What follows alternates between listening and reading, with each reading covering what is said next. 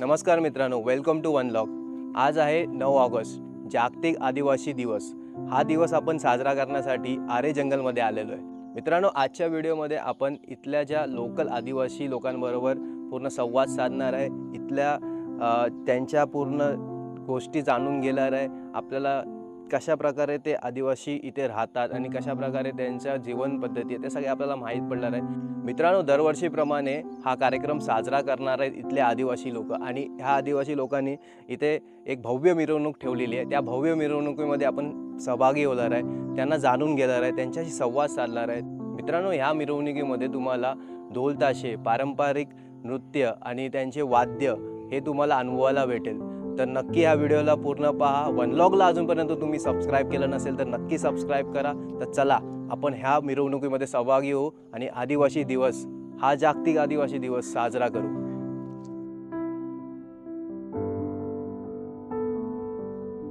मुंबईच्या कानाकोपऱ्यातून लोक या रॅलीत सहभागी होण्यासाठी जमू लागले।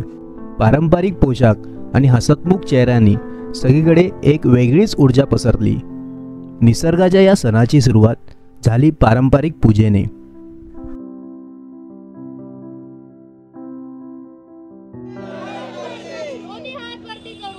अभिमानाने मोठ्याने, कारण ही जागा फक्त आरे कॉलनीतली आहे आणि आमच्या आदिवासी बांधवांची आहे। त्यामुळे जय जय जय यासारखाच आपण एकत्र या ठिकाणी लढायचं आहे आपल्या हक्कासाठी, आपल्या अधिकारासाठी। त्याच्यामुळे हा सण, हा आपला दिवस, हा एखाद्या सणासारखा आणि ऐतिहासिक झाला पाहिजे की आरे कॉलनीमध्ये, मुंबईमध्ये या ठिकाणी आदिवासी राहत आहेत हे सगळ्यांना समजलं पाहिजे। आणि त्यामुळे एकजूट करा। मग आदिवासीचे 27 पाडे आहेत, 27 पाड्यातल्या आदिवासीच्या महिला, आदिवासीचे बांधव, आदिवासींचे मुलं या ठिकाणी एकत्र आले पाहिजेत आणि प्रत्येक हक्क, प्रत्येक अधिकारासाठी, आपल्या सन्मानांसाठी या ठिकाणी आपण लढलो पाहिजे। त्यामुळे एकजूट ही महत्त्वाची आहे। बस, थैंक यू, धन्यवाद। जय हिंद, जय भारत, जय आदिवासी। लड़ेंगे, अभी तो बस कराई है, अरे अभी तो बस कराई है। अरे भारत का मूल निवासी कौन है? भारत का मूल निवासी कौन है? अरे आवाज दो, अरे और जोर से आवाज।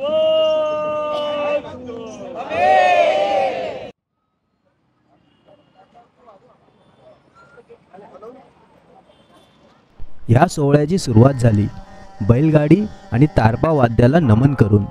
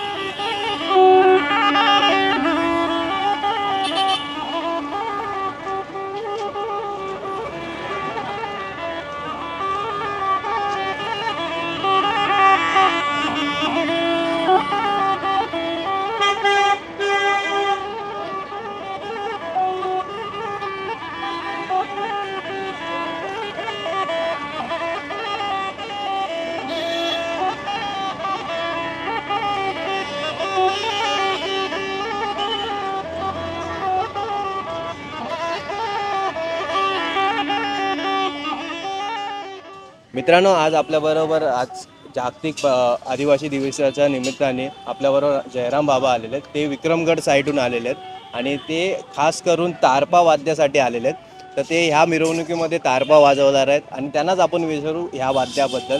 तर दादा नमस्कार, आम्हाला जरा तारपा वाद्याबद्दल सांगू शकता? हां, ते सांगू शकतो ना, याची माहिती आपण देऊ शकतो. त्याच्याबद्दल तुम्हाला काय नाही, कुठे का असा अधिवेशन म्हणून कार्यक्रम असला तर ते आमंत्रण असतं तर आम्ही त्याला मार्गदर्शन करायला जातो. या कशापासून झालं आहेत आणि जुना पुराणापासून आणि हे देव लोकांना डोंगर देवी बेंड्या सवर्साला सांगतात. डोंगर देवीपासून ते लोकांना आवडले गेले. ते लोकांनी याच्या मार्गदर्शन मांजायला दिलेलं, स्वप्नी दिलेला त्याला आणि स्वप्नाने त्यांनी मार्गदर्शन करून आणि त्यांनी तयार केले मांज्याने आदिवासी लोकांनी. आणि ते सगळ्याला येऊ शकत नाही. त्याला मार्गदर्शन चांगला त्याचा अभ्यास करावा लागतो तेव्हा होतो. ते देव लोकांना आवडले गेले. त्याच्यामध्ये आपले देवकाम करतो आणि त्याच्यामध्ये घुमतो. आवाज घुमतो. आवाज आपले मांजा घुमतो शेवटी. त्या रवाल घालतो मखवल त्याचे घालून आणि त्याचे गोल पब्लिक फिरायची आदिवासी म्हणून असा घुमून आणि जंगलात जातो. त्याने पाया पडून मार्गदर्शन घेऊन येतात देवीचा. डोंगरात. म्हणजे हे तुम्ही कधीपासून वाजवता? हे पुराणे म्हणजे आपण तसं झालं माहिती पडली त्याच्याबद्दल मग अभ्यास घेतला केला आम्ही. माहिती दिली ते त्याचे शिक्षण केलं त्याच्या नंतर हे चालू केलं आम्ही. म्हणजे तुम्ही शिकवू पण शकता लोकांना शिकू शकतो पण माहिती देऊ शकता आपण. आता जी तरुण पिढी येते त्याला शिकू शकतो आपण. त्याला मार्गदर्शन करतो. बनवायचं ते माहिती देतो आम्ही. माहिती देता. फुल माहिती देणार. हे काय झालंय आदिवासी लोक बिगर आदिवासी लोक आले जन्माला त्याच्यानंतर देव लोकांनी का माहिती देऊन काय गेले समोरासमोर काय देऊन शकले नाही आणि स्वप्नाने त्याला दाखवून गेले. स्वप्नामध्ये दाखवून आले असं असं बनवायचं म्हणून ते मांज्याने काय केलं मग ते बनवून बघितलं आणि ते झालं सक्सेस. स्वप्नाने आले ते सक्सेस झाल्यानंतर त्याने बघितलं करून ते एकदम चांगलं टेस्टी झालं. त्याच्यानंतर देवाचं मन पण त्याच्यावर ठसून गेले. आपली परंपरा जी होती ती आपली मांज्याने तयार केल्यानंतर म्हणजे ज्या इच्छा झाली देव लोकांचे पण नाचकाम करतात. देव लोकांना आवडले. त्याच्यानंतर मांज्याला आवडले आणि खूपच आवडले. म्हणजे जे का नवीनचं आहे नाही जुना पुराणा हे देवापासूनच झालेले हे उपचार याचं ती माहिती दिली देव लोकांनी स्वप्नाने. त्याच्यानंतर आता मांज्या तयार करायला लागले. ते अभ्यास केला. याच्यामध्ये जे आपण कारपा बोलतो त्यामध्ये काय काय गोष्टी लागतात याच्यामध्ये बनवायला त्याने ते सुद्धा माहिती त्याला पडूनच गेले सगळे. याच्यामध्ये कोती मधमाशी आणि ते बांबूची ही पाईप करायला लागतात. ते त्याच्या बांबूमध्ये एक बोंबले सांगतात त्याला तो लावायला लागतो. तो मेन आणि माडाची पाती आणि भोपळा दुधी तो तयार करून आणि कडक करून पिकवून आणि त्याला बसवायचं. त्याच्यामध्ये डब्बल एक लहानशी एक जिभाली बनवायला लागते. जिभाली ते दांडेमध्ये ते पोकळ असते त्याच्यामध्ये घुसवायला लागते. त्याच्यामध्ये ते आवाज देते. तेव्हा एकदम म्हणजे वेगवेगळा प्रकार बद्दल त्याचे चाली करतात. नाच बदलून येणार. एकच नाच नाही येणार. वरती चढून आपला डबलचा नाच करू शकतो.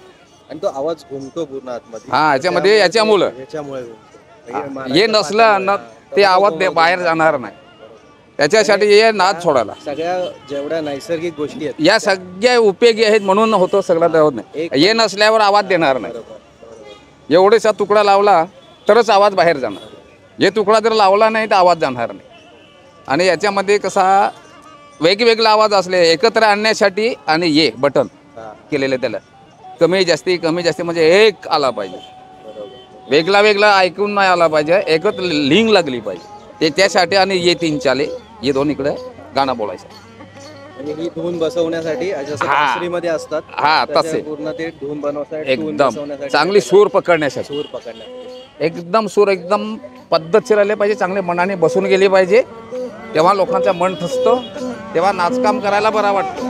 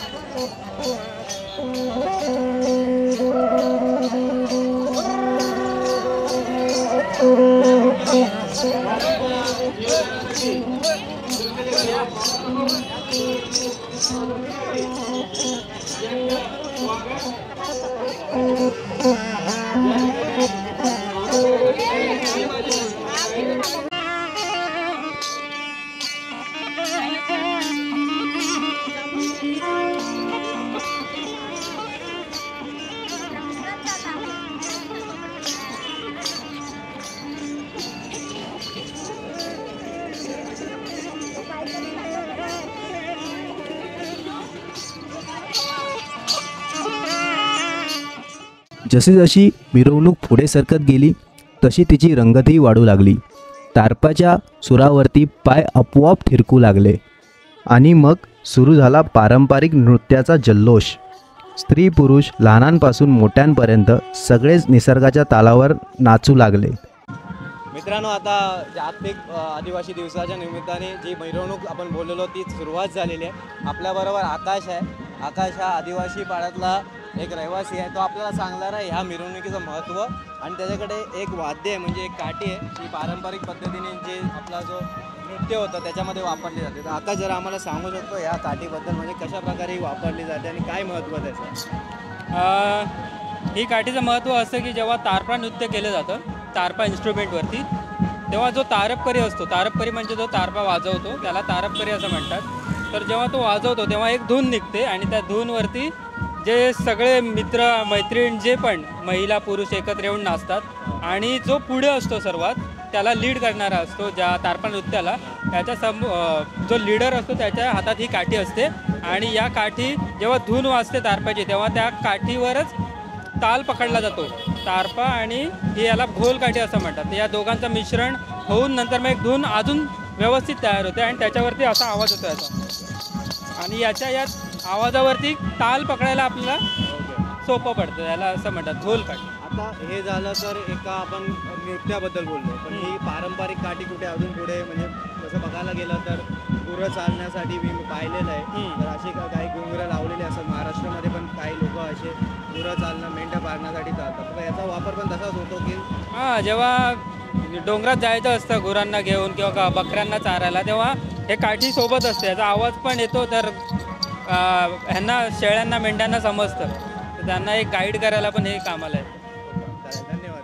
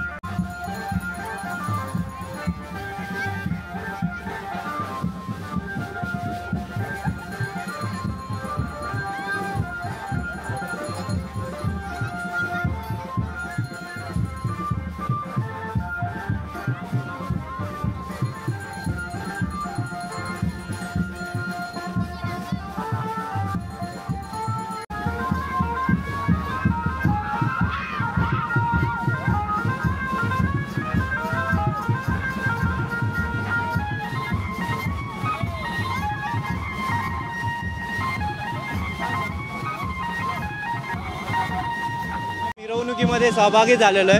मिरवणुकीमध्ये बघू शकता माझ्या पाठी आदिवासी लोक सगळे एकत्र झालेले आहेत आणि आपल्याबरोबर आजी आहेत. तुमचं नाव काय आजी? नर्मदा. नर्मदा. आजी मला सांगू- मी गोराईवरून आले. गोराईवरनं आलं. आजी मला सांगू शकता तुम्ही ही वेणी घातली आहे, ही जी निसर्गापासून बनवलेल्या गोष्टीपासून बनवली, तर ही कशा त्याचं महत्त्व काय आहे? या लवा हाय, लवा म्हणतात हां आणि ते हाय आणि कांगणं म्हणतात, गणपतीला वाहतात हां ते हाय. ओके. हा दुडवा ते. आणि हे तुम्ही पारंपरिक म्हणजे वेशभूषा आहे ही हा काय? हा म्हणजे आदिवासी लोक हा आदिवासी अशी जंगलाची घालतात. चालेल, चला थँक्यू.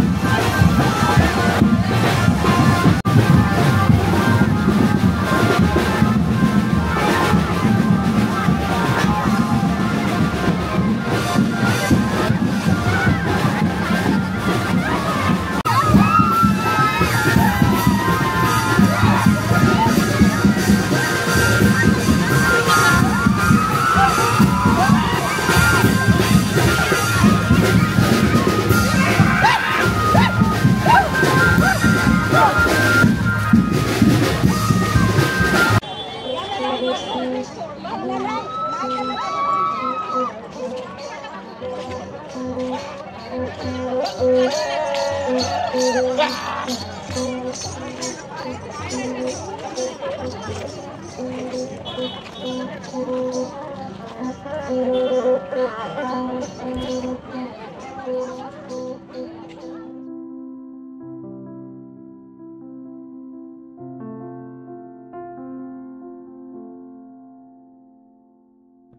एकमेकांशी गप्पा मारत होते. आदिवासी बांधवांच्या संस्कृतीविषयी, त्यांच्या पारंपरिक वेशभूषेविषयी, त्यांच्या वाद्यांविषयी जाणून घेत होते. ही मिरवणूक म्हणजे एक मिरवणूक नव्हती, तर निसर्गावर असलेलं त्यांचं अटूट प्रेम आणि नातं यांचं दर्शन होतं.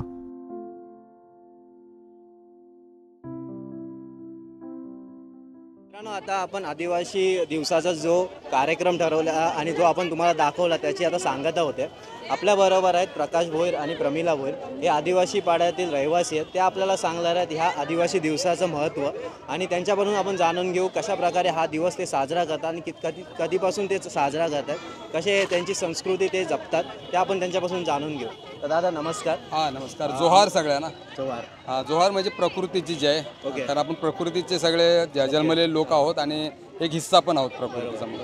तर दादा आता ही मिरवणूक आम्ही पाहिली. तुम्ही लोक आदिवासी रहिवासी आहेत, इथले आरेमधले रहिवासी आहेत. तुमचे आम्ही काही व्हिडिओ पण पाहिलेत यूट्यूबवरती. तर तुम्हाला काय वाटतं ह्या आदिवासी दिवसाचं महत्त्व काय आणि तुम्ही ही जी रॅली ठेवली त्याचं महत्त्व काय? एक तर शासन म्हणतं आहे की मुंबईत आदिवासी नाही आहेत. आम्हाला दाखवून द्यायचं आहे की आम्ही इथे मोठ्या प्रमाणावर राहतो आणि ह्या मुंबईचे मूळ मालक आहोत. म्हणजे खूप वर्षापासून आम्ही इथे राहतो, पिढ्यापासून इथे राहतो आहे. जागतिक आदिवासी दिवस आहे हा काय फक्त मुंबईत साजरा होणार नाही आहे, महाराष्ट्रात नाही, भारतात नाही, तर जगात साजरा होतो आहे. आणि 1994 साली जे काय म्हणतात की संपूर्ण जगातली जी संघटना आहे त्या संघटनेने सुद्धा आदिवासींवरती अत्याचार होत आहेत, त्यांना म्हणजे दुर्लक्षित केले गेले हे त्यांच्या लक्षात आलं आणि हा दिवस त्या लोकांनी आदिवासी दिवस म्हणून साजरा करण्याचं एक मोठा पाऊल उचललं आणि तेव्हापासून आम्ही लोक सगळं हे जागतिक आदिवासी दिवस साजरा करतो आहे. मला वाटतं हे 7-8वं वर्ष आमच्या ह्या ठिकाणी आहे की आम्हाला उशिरा कळलं. खरं तर हे कधीपासून व्हायला हवं होतं, परंतु जेव्हा आम्हाला समजायला लागलं तेव्हापासून आम्ही इथले जे आदिवासी लोक आहेत, आदिवासी म्हणजे आरेच्या जंगलातले 27 आदिवासी पाडे आहेत, तर ह्या पाड्यातले सगळे लोक एकत्र येतात आणि त्यांचे न्याय हक्कासाठी म्हणून ह्या ठिकाणी आम्ही रॅली काढतो. आणि त्याचबरोबर आता म्हणाल्याप्रमाणे की आमची कला, संस्कृती, आमचे अधिकार आणि एकूणच ह्या जंगलावरती आमचा असणारा जो अधिकार आहे तो सिद्ध करण्यासाठी. आणि आदिवासी ह्या समाजासाठी किती महत्त्वाचा घटक आहे, कारण आदिवासी म्हटलं की तो झाडं लावणार, जंगलाचं रक्षण करणार, इथल्या पक्ष्यांचं, प्राण्यांचं रक्षण करणार. कारण आदिवासी हा निसर्गालाच देव मानत आलेला आहे. आणि त्याला पक्कं माहिती आहे की निसर्गाचं आपण रक्षण करू तर निसर्ग आपलं रक्षण करेल. आणि म्हणून मला वाटते त्या अनुषंगाने आम्ही हा दिवस साजरा करतो आहे. मग पाड्यापाड्यातून लोक सकाळी येतात आणि मग पारंपरिक वेशामध्ये आपलं वाद्य आहे, आपलं डान्स आहे, तो साजरा करून आम्ही लोकांना ह्या माध्यमातून सांगतो की पर्यावरण अतिशय महत्त्वाचं आहे, त्याला वाचवलं पाहिजे आणि त्याच्यासोबत राहिलं पाहिजे. विकासाच्या नावाने आपण जो विनाश जो चालवलेला आहे भयंकरपणे, तो आपल्याला भविष्यामध्ये खूप अंधारात घेऊन जाणार आहे. तर मला वाटते ऑक्सिजनची फॅक्टरी आहे आरे आणि लंग्ज आहे मुंबईचं, हे वाचवण्यासाठीचा हा संघर्ष आहे आणि त्यासाठी जी रॅली आहे. ताई तुम्हाला एक प्रश्न विचारतो की जसं आता आदिवासी पाड्यांमध्ये लोक संस्कृती जपतात, त्यांची निसर्गावरती प्रेम आहे, जसं दादानी सांगितलं झाडं लावता तुम्ही.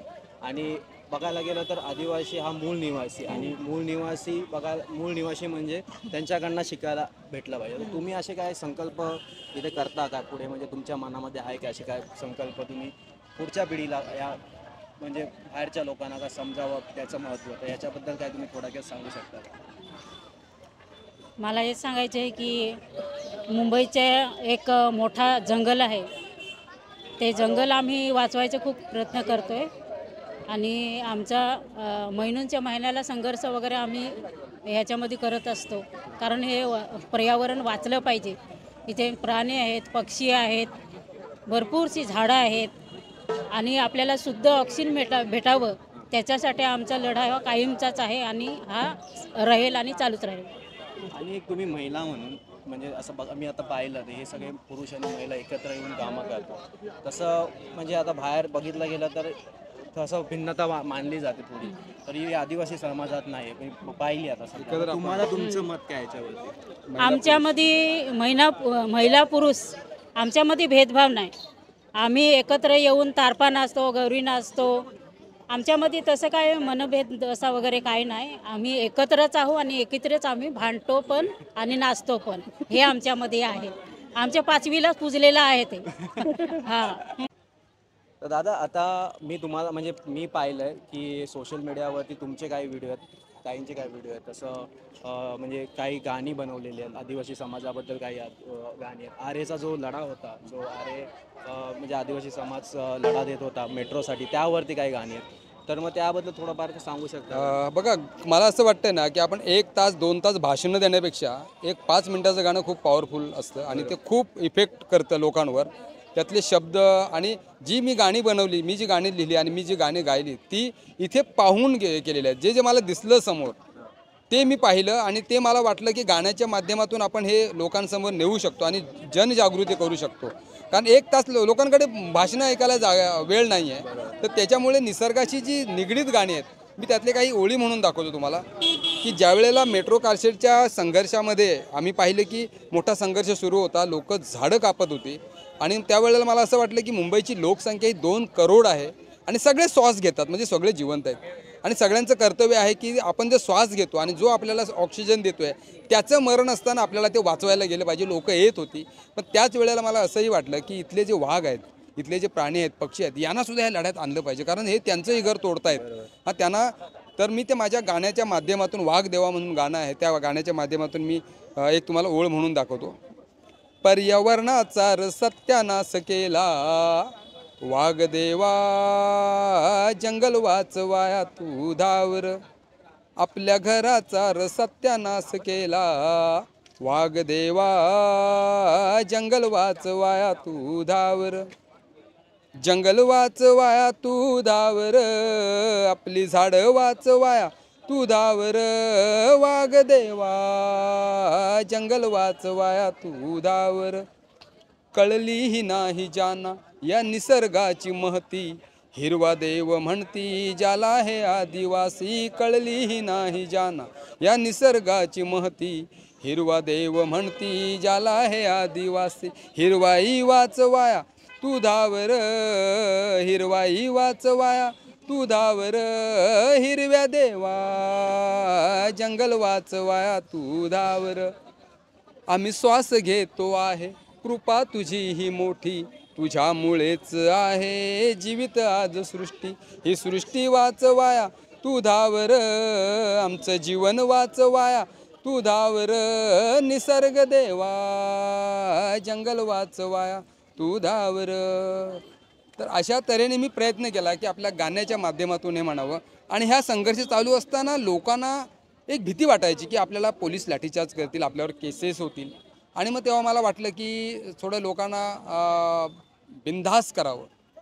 अरे माणूस म्हणून जगण्यासाठी आम्हाला सार हे करायचं, माणूस म्हणून जगण्यासाठी आम्हाला सार हे करायचं. अरे आज नाही उद्याला मरायचं, मग कशाला माग सरायचं.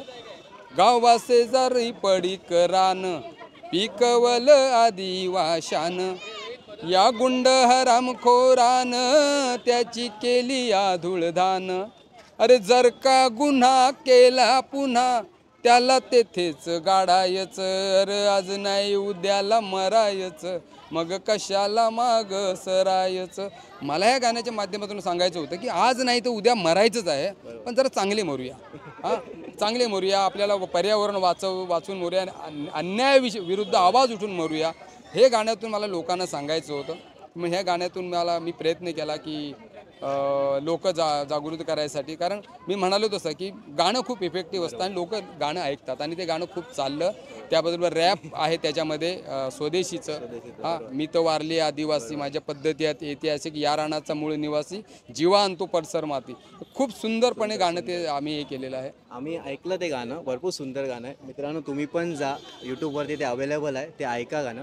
ताई तुम्हाला शेवटचा प्रश्न. आता मी पाहिलं इथे आदिवासी वेशभूषा करून आलेले लोक आहेत, पर्टिक्युलरली जे महिला लोक आहेत ते जे वेणी बांधतात तर त्याचा जरा थोड्याबद्दल मला सांगू शकता काय? म्हणजे त्याचं बघायला गेलं तर काही म्हणजे सगळ्या गोष्टी ज्या वापरल्या जातात आदिवासी समाजामध्ये त्या नेचरच्या रिलेटेडच असतात. मग तुम्ही जी वेशभूषा करता, तुमचा जो मेकअप म्हणजे जर बघायला गेलं तसं जो महिला करतात पेहराव आहे. पेहराव आहे तो त्याबद्दल थोडा सांगू शकता? आमच्या आदिवासी महिला खूप उत्साह असतात एकदम उत्साही असतं. आणि हौशी असतात खूप. त्यांना लग्न असो, पाचवी असो, काही असो, आमच्या केसामध्ये भरभरून गजरे वेण्या आम्हाला घालायला आवडतात. आणि नटण्याचा सटण्याचा आदिवासी लोकांना आणि मला हे खूप आहे. मी 8 दिवसापूर्वीच दादरला जाऊन त्या 8 दिवसा अगोदरच वेण्या बनवून ठेवल्या. आणि पाना वगैरे हां. ती इथनंच आपण हां, इथली थोडीशी पानं काढून ते आम्ही सजावट आमच्या ह्याच्यामध्ये आता आम्ही करतो. येताना काही महिला पाहिल्या त्यांच्या म्हणजे केसामध्ये असे फळं वगैरे हां. होते.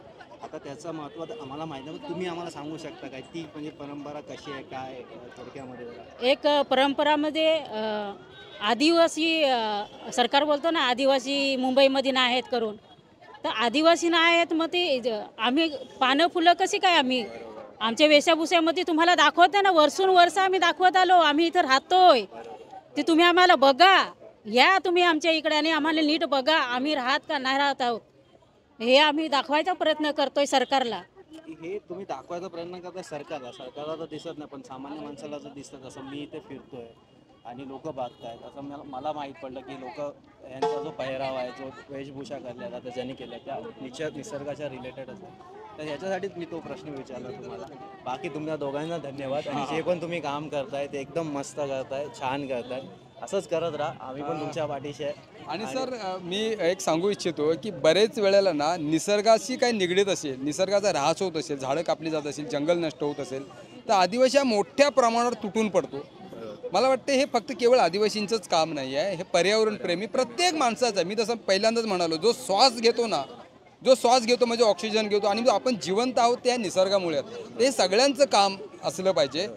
बऱ्याच वेळेला आपला लढा अयशस्वी ठरायचं कारण तेच असतं की काही हजार लोक त्या आंदोलनात उतरतात आणि मोठी संख्या असते की ते लोक उतरत नाहीत. मग सरकार असं सांगतं बघा ह्या लोकांना काही पडलेले नाही, हे लोक आमच्या बाजूने आहेत, ते त्यांच्या बाजूने नसतात, त्यांनाही वेळ नसतो.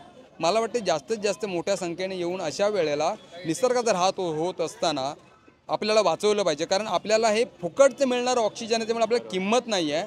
कोरोना काळामध्ये ज्या वेळेला बाटले विकत घ्यायला लागत होते ऑक्सिजनचे, त्यावेळेला आपल्याला त्याची किंमत कळत होती. तर मला असं वाटतं की निसर्ग हा आपला सगळ्यांचा मित्र आहे आणि आपल्या मित्राला काही इजा होऊ नये, त्याच्यावर घात होऊ नये.